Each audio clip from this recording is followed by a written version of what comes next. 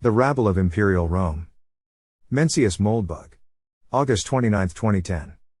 Unqualified Reservations. Narrated by Skeptical Waves. The Rabble of Imperial Rome. The study of history reduces to two tasks. 1. Reading primary sources. 2. Assessing their credibility. If we know whom in the past to trust, we know the story of the past. Until he makes this judgment, the historian is no more than a database administrator. How do we assess the credibility of a dead man? If he was live, we could talk to him. We could see if he had a shifty look, if his hands trembled, if he grinned frequently to impress the gullible. Him being dead, all we have is his books and his skull.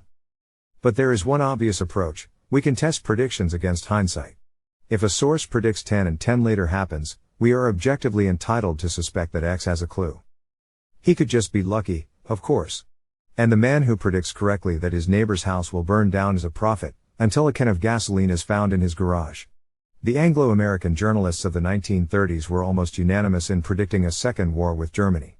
That war came, but who caused it? The activities of these prophets are by no means above suspicion. Where can we find prophets who are not arsonists? We can read the losers, those whose actions are by definition futile. The man who predicts that his neighbor will burn his own house down, before his own house burns down, shows every sign of being a reliable source. Did he torch his own house, to implicate his neighbor? Possible, but unlikely. One figure who scores high on this test is an older favorite, the Confederate theologian R.L. Dabney. From his Life and Letters of Thomas Jackson, 1866. History will someday place the position of these Confederate states, in this high argument, in the clearest light of her glory. The cause they undertook to defend was that of regulated constitutional liberty, and of fidelity to law and covenants, against the licentious violence of physical power. The assumptions they resisted were precisely those of that radical democracy, which deluged Europe with blood at the close of the 18th century, and which shook its thrones again in the convulsions of 1848, the agrarianism which, under the name of equality, would subject all the rights of individuals to the will of the many, and acknowledge no law nor ethics, save the lust of that mob which happens to be the larger. This power, which the old states of Europe expended such rivers of treasure and blood to curb, at the beginning of the century, had transferred its immediate designs across the Atlantic, was consolidating itself anew in the northern states of America, with a wealth, an organization, an audacity, an extent to which it never aspired in the lands of its birth, and was preparing to make the United States, after crushing all law there under its brute will, the fulcrum whence they should extend their lever to upheave every legitimate throne in the Old World.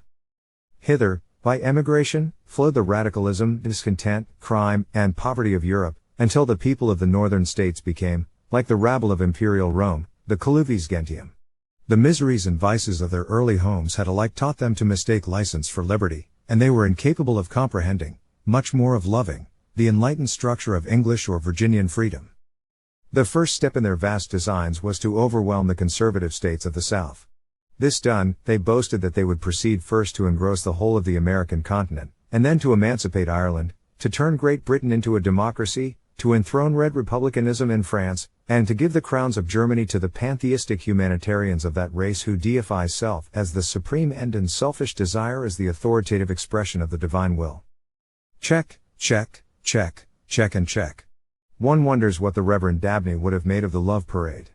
No, actually, one doesn't wonder much at all.